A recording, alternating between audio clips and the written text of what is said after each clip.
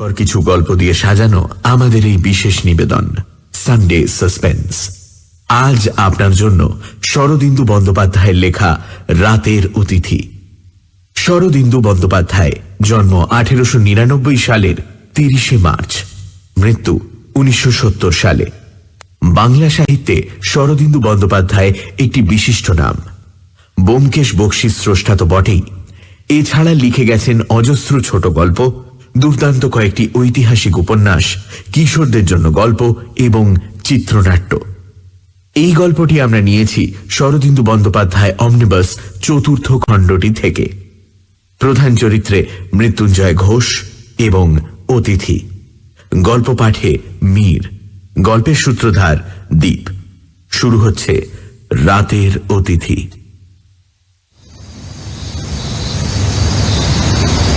তোমরা জানো না, সে অনেক দিনের কথা। তখন ভারতবর্ষে প্রথম রেল এসেছে। সেই সময় একবার মৃত্যু দেবতার ক্রূর দৃষ্টি এই বাংলাদেশের উপর পড়েছিল। দিওয়ালির সময় যেমন পোকা মরে, তেমনি মানুষ মরে দেশ একেবারে শ্মশান হয়ে গিয়েছিল। নির্জিত নিস্তেজ জাতির ওপর বিধাতার এই ক্রোধ যে মহামারী রূপ ধরে দেখা দেবে, এ কেউ কল্পনা করতে পারেনি। শুধু পশ্চিম বাংলায় গঙ্গার ধারের একটি গ্রামে একজন লোক তার ইশারা পেয়েছিল।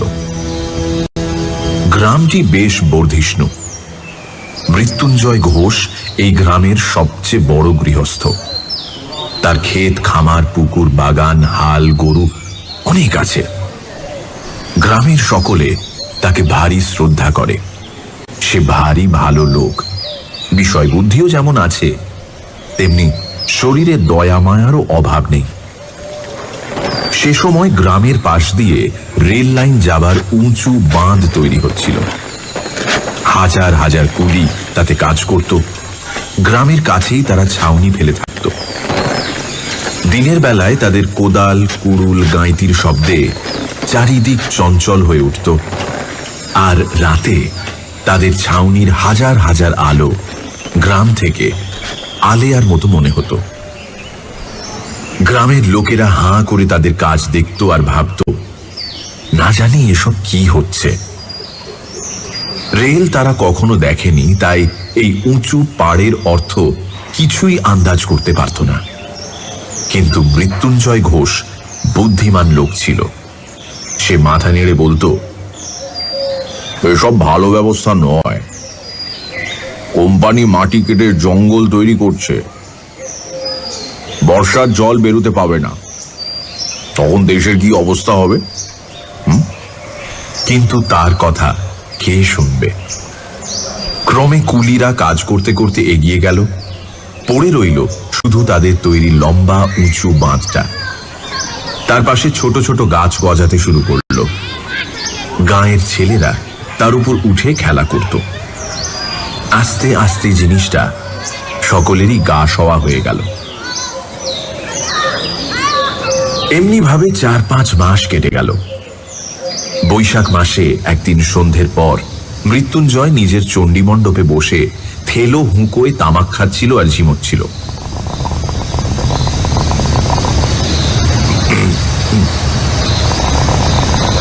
এক পায়রা মোটর প্রমাণ আফিম খাওয়া তার অভ্যেস ছিল। তার উপর হুঁকোয় মৃদু মন্দ টান দিতে দিতে মৌতাত বেশ জমে এসেছিল। এমন সময় খটখট শব্দ শুনে চমকে উঠে মৃত্যুঞ্জয় দেখল, প্রকাণ্ড লম্বা একটা লোক লাঠি হাতে করে সামনে এসে দাঁড়িয়েছে। অন্ধকারে তার চেহারা দেখা গেল না। মৃত্যুঞ্জয় বলে উঠল, কি চাও? হ্যাঁ, কে তুমি? অতিথি। অপরিচিত লোকটার গলার আওয়াজ শুনে মৃত্যুঞ্জয়ের হাড়ের ভেতরে মজ্জা পর্যন্ত যেন জমে গেল। এমন আওয়াজ সে জীবনে কখনো শোনেনি। ঠিক সেই রকম আওয়াজ, মানে কানে গেলেই গা শিউরে ওঠে। মৃত্যুঞ্জয় কোনো রকমে হাতের হুঁকোটা খুঁটিতে হেলান দিয়ে রেখে জিজ্ঞাসা করল, কোথা থেকে আসা হচ্ছে? ওপার থেকে। মৃত্যুঞ্জয় মনে করল গঙ্গার ওপার থেকে। সে তখন চাকর ডেকে আলো আনতে বলল। অতিথি অভ্যাগত মৃত্যুঞ্জয়ের বাড়িতে প্রায় আসত। কেউ নিরাশ হয়ে ফিরে যেত না। আগন্তুকদের থাকবার জন্য একটা ঘর ছিল। তারা যতদিন ইচ্ছে থেকে খাওয়া দাওয়া করে নিজের গন্তব্যস্থানে চলে যেত। চাকর আলো নিয়ে এলো। তারপর অতিথির চেহারাখানা দেখা গেল। মাথার উপর মস্ত একটা পাগড়ি, তার ল্যাজটা মুখের চারিদিকে এমন ভাবে জড়ানো যে মুখের কোনো অংশই দেখা যায় না। শুধু চোখ দুটো যেখানে থাকা উচিত সেখান থেকে যেন একটা কালো আভা বেরোচ্ছে। সর্বাঙ্গে একটা কালো চাদর ঢাকা, পায়ে নাগরা জুতো। লাঠিটা যে হাতে ধরে আছে সে হাতের কবজি পর্যন্ত শুধু দেখা যাচ্ছে। আবলুসের মতো কালো। মৃত্যুঞ্জয়ের প্রাণে বড় ভয় হল। এই গ্রীষ্মকালে লোকটা আগাগোড়া চাদর মুড়ি দিয়ে আছে কেন?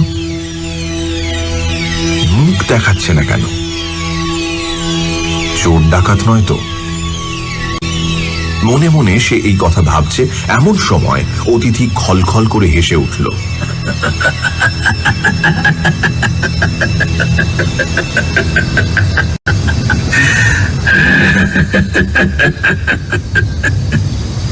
হাসি শুনে মৃত্যুঞ্জয় চমকে উঠে বলল, তা বেশ, আজ রাত্রে এখানেই থাকুন। বসুন বসুন, এসে বসুন। ওরে ওরে, কে আছিস? হাত মুখ ধোবার জল এনে দে। দরকার নেই, আলোটা নিয়ে যেতে বলুন। চাকর আলো নিয়ে চলে গেলে অন্ধকারে লোকটা মৃত্যুঞ্জয়ের পাশে এসে বসল। মৃত্যুঞ্জয়ের গা ছমছম করতে লাগলো, কিন্তু সে ভাব প্রকাশ না করে মুখে বলল, আপনার কোথায় যাওয়া হবে? পূবের দিকে যাচ্ছি। তারপর দুজনে আবার অনেকক্ষণ চুপচাপ। এই বৈশাখ মাসের গরমেও মৃত্যুঞ্জয়ের গা একটু শীত শীত করতে লাগলো। হুঁকোয় বড় বড় গোটা কয়েক টান দিয়ে সে জিজ্ঞাসা করল,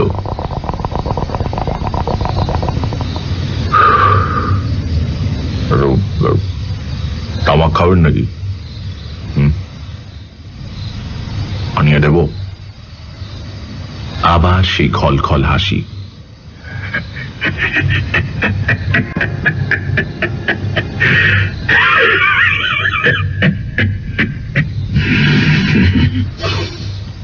তামাক বহুকাল খাইনি।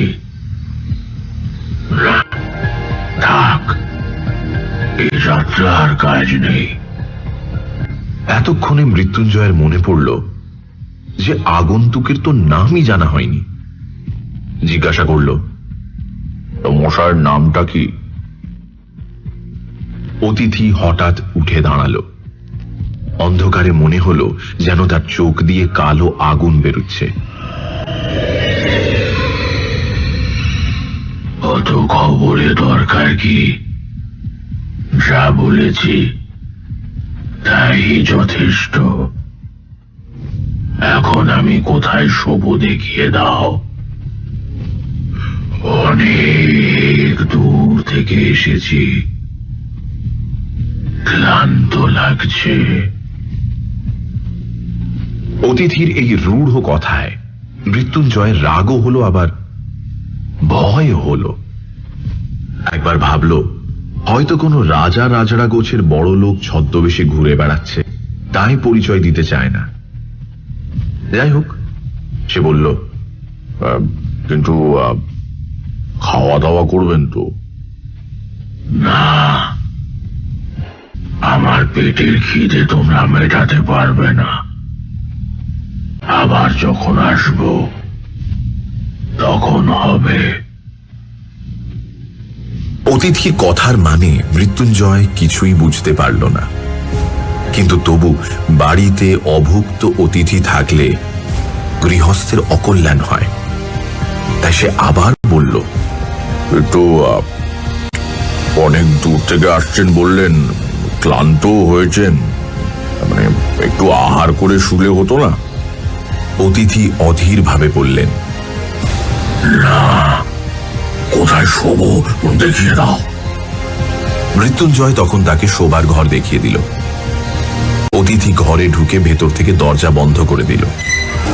তারপর আর তার কোনো সাড়া শব্দ পাওয়া গেল না। নানা রকম দুর্ভাবনা মৃত্যুঞ্জয়ের মনে আনাগোনা করতে লাগলো। লোকটা কে? যদি ভালো লোকই হবে তবে অমন মুখ ঢাকা দিয়ে বেড়ায় কেন? লোকটার গলার আওয়াজ কি ভয়ঙ্কর! শুনলেই গা কেঁপে ওঠে। আর আর গায়ের রং কি কালো! শুধু একটা হাত দেখতে পাওয়া গিয়েছিল, কিন্তু সেটা যেন আলকাতরার মতো। যদি সত্যি ডাকাত কি বদমাইশ হয় তাহলে উপায়? মৃত্যুঞ্জয় বাড়ির ভেতর গিয়ে চাকর বাকরকে সাবধান করে দিল যেন তারা রাতে সতর্ক থাকে, আর নিজে ঠিক করল ওই অজ্ঞাত অতিথির গতিবিধির উপর নজর রাখবে। মনে মনে এই সংকল্প এঁটে সে রাতের মতো খাওয়া দাওয়া শেষ করে আবার চণ্ডী মণ্ডপে এসে বসল। বাড়িতে একটা বহুকালের পুরনো মরচে ধরা তলোয়ার ছিল, সেটির সঙ্গে রইল। চণ্ডী মণ্ডপ থেকে 20 হাত দূরে অতিথির ঘর, সেখান থেকে টু শব্দটি পর্যন্ত আসছে না। এদিকে চণ্ডী মণ্ডপে বসে মৃত্যুঞ্জয় ভুড়ুক ভুড়ুক তামাক টানছে আর মাঝে মাঝে চোখ টেনে অতিথির ঘরের দিকে চাইছে।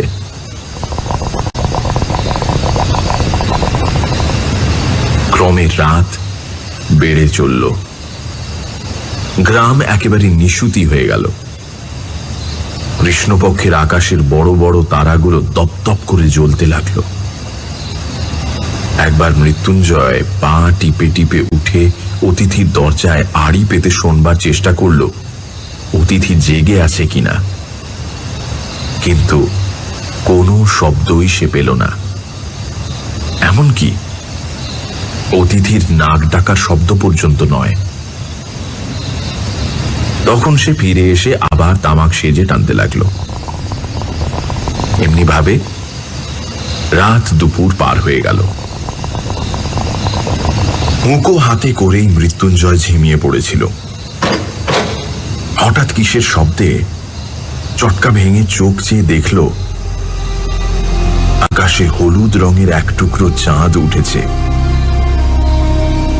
তারই আলোতে বাইরের প্রকৃতি অস্পষ্টভাবে দেখা যাচ্ছে। শব্দটা কোন দিক থেকে এলো সে ধরতে পারেনি, তাই কান খাড়া করে রইল।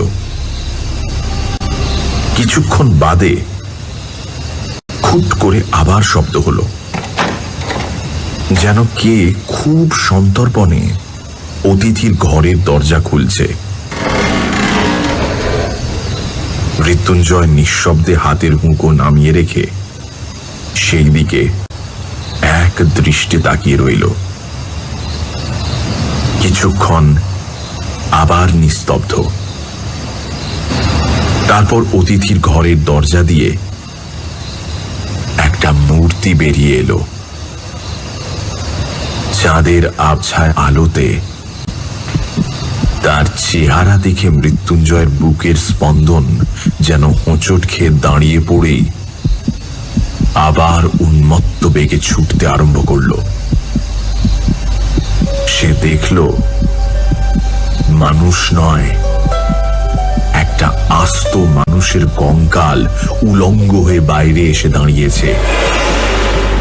কিন্তু আশ্চর্যের বিষয়, তার হাড়গুলো সাদা নয়, কুচকুচে কালো। পাঁজরার ভেতর দিয়ে এপার ওপার স্পষ্ট দেখা যাচ্ছে, আর হাতে সেই লম্বা লাঠিটা। চণ্ডী মণ্ডপের অন্ধকারে বসে মৃত্যুঞ্জয় অষ্টমীর পাঁঠার মতো কাঁপতে লাগলো। কঙ্কালটা একবার ঘাড় বেঁকিয়ে সেই দিকে ফিরে দেখল। তার মাংসহীন মুখে সারি সারি দাঁতগুলো চাঁদের আলোয় বিকট হাসির মতো মনে হলো। তারপর সে উঠোন পার হয়ে বেরিয়ে চলে গেল। তার মূর্তিটা বাইরে মিলিয়ে যেতেই মৃত্যুঞ্জয় ধর্মর করে উঠে দাঁড়ালো। চেঁচামেচি করে লোকজন জড়ো করবার ক্ষমতা ছিল না, গলা শুকিয়ে একেবারে কাঠ। কিন্তু ওই কঙ্কালটা কোথায় গেল জানবার অদম্য কৌতূহল তাকে পেয়ে বসল। ভয়ে হাত পা পেটের মধ্যে ঢুকে যাচ্ছে, অথচ কঙ্কালের পেছন পেছন যাবার ইচ্ছে। এ এক আশ্চর্য মনের অবস্থা। বাঘের পিছু পিছু যখন ফেউ ঘুরে বেড়ায়, তখন তাদের মনের ভাবও বোধহয় ওই রকমই হয়। মৃত্যুঞ্জয় বেরিয়ে পড়ল। বাইরে এসে দেখল কঙ্কালটা লাঠি কাঁধে করে অনেক দূরে এগিয়ে চলেছে। সেও সেই দিকে চলল। ক্রমে কঙ্কাল শ্মশান ঘাটে গিয়ে পৌঁছল। মৃত্যুঞ্জয় তখন একটা গাছের আড়ালে দাঁড়িয়ে দূর থেকে তার কার্যকলাপ দেখতে লাগল। শ্মশানে অনেক ভাঙা কলসি আর মরার হাড়গোড় পড়েছিল। চিতা জল দিয়ে নিভিয়ে দেবার পর যেমন সেখানে একটা লম্বা গর্ত হয়ে যায়, সেই রকম একটা জায়গায় কঙ্কালটা গিয়ে দাঁড়ালো। তারপর কাঁধ থেকে লাঠিটা নামিয়ে তার মুন্ডটা সেই গর্তের মধ্যে ঢুকিয়ে দিল। সঙ্গে সঙ্গে লাঠির মুন্ডটা দপ করে জ্বলে উঠল। তখন পৈশাচিক অট্টহাসির মতো একটা চিৎকার করে কঙ্কালটা সেই জ্বলন্ত লাঠি কাঁধে ফেলে দৌড়তে আরম্ভ করল। যেন রাশি রাশি কালো পোকা বেরিয়ে চারিদিকের বাতাসে ছড়িয়ে পড়ছে, যেন অগণ্য অসংখ্য মশা সেই আগুনে জন্মগ্রহণ করে আকাশ ছেয়ে ফেলছে। শ্মশান থেকে বেরিয়ে রেলের বাঁধের উপর উঠে কঙ্কালটা ছুটতে লাগলো, আর এক অপার্থিব হাসি হাসতে লাগলো, যেন সে হাসি অন্যান্য অশরীরী সঙ্গীদের ডেকে বলছে, আয় আয়, মানুষের রক্ত শুষে খাবি তো, আয়, বড় মজা, শিগগির আয়, শিগগির আয়। রেলের পাড়ের উপর উঠে মৃত্যুঞ্জয় দেখল তার বাড়ির দিকটাতে যেন অনেক আলো জ্বলছে। সেদিকটা রাঙা হয়ে উঠেছে, কিন্তু সে কথা ভাববার তার সময় ছিল না। সে অন্ধভাবে কঙ্কালের পেছনে ছুটে চলল। কঙ্কাল সমস্ত গ্রামটাকে একবার প্রদক্ষিণ করল, তারপর মৃত্যুঞ্জয়ের বাড়ির কাছে এসে থমকে দাঁড়িয়ে পড়ল। মৃত্যুঞ্জয়ের বাড়িতে আগুন লেগেছে। সমস্ত বাড়িখানা দাউ দাউ করে জ্বলছে।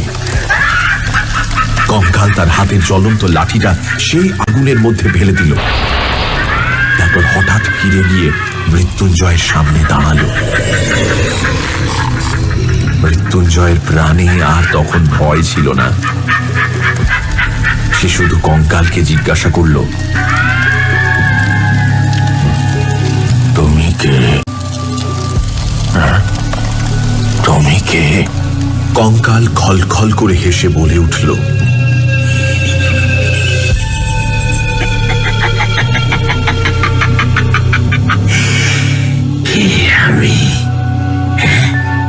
আমি অগ্রদূত। আমার সঙ্গীরা সব আসছে, লক্ষ লক্ষ কোটি কোটি আসছে। বাংলাদেশ ছেয়ে যাবে, ঘরে ঘরে মোড়া কান্না উঠবে। তারপর চিতায় দেবার লোকও থাকবে না। ঘরে ঘরে পচা মরা পড়ে থাকবে। রাস্তায় শেয়াল কুকুর মরা নিয়ে ছেঁড়াছেড়ি করবে। আসছে, তারা আসছে, আমি যাই, এগিয়ে চলি।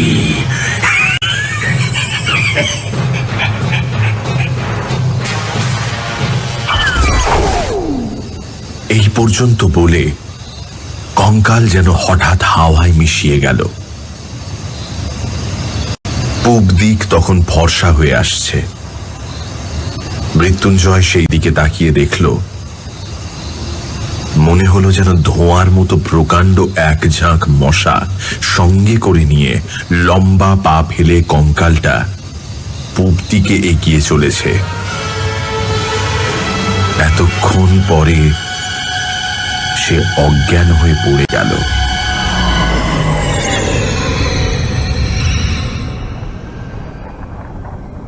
গাঁয়ের লোক এসে মৃত্যুঞ্জয়ের বাড়ির আগুন নেভাবার চেষ্টা করল, কিন্তু সে আগুন নেভানো গেল না। বাড়ি একেবারে ছাই হয়ে গেল। মূর্ছা ভেঙে উঠে মৃত্যুঞ্জয় পাগলের মতো এদিক ওদিক তাকাতে তাকাতে সব কথা বলল। তার গল্প শুনে গাঁয়ের লোকেরা মুখ চাওয়াচাওয়ি করতে লাগলো।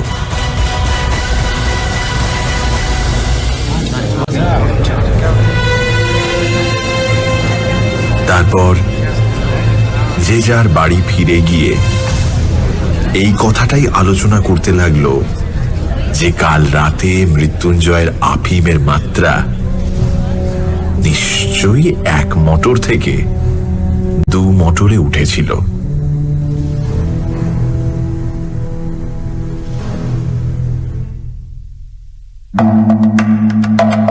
শুনছিলেন রাতের অতিথি, রচনা শরদিন্দু বন্দ্যোপাধ্যায়, গল্প পাঠে মীর, গল্পের সূত্রধার দীপ। এই পর্বে আবহ সঙ্গীত এবং স্পেশাল এফেক্টসে শুভদীপ। সমগ্র শব্দগ্রহণ, আবহ সঙ্গীত এবং স্পেশাল এফেক্টসে রিচার্ড। পর্ব পরিচালনায় রাইট ব্রাদার্সের অনির্বাণ এবং অভিষেক। সমগ্র পরিকল্পনা ও পরিচালনায় ইন্দ্রাণী।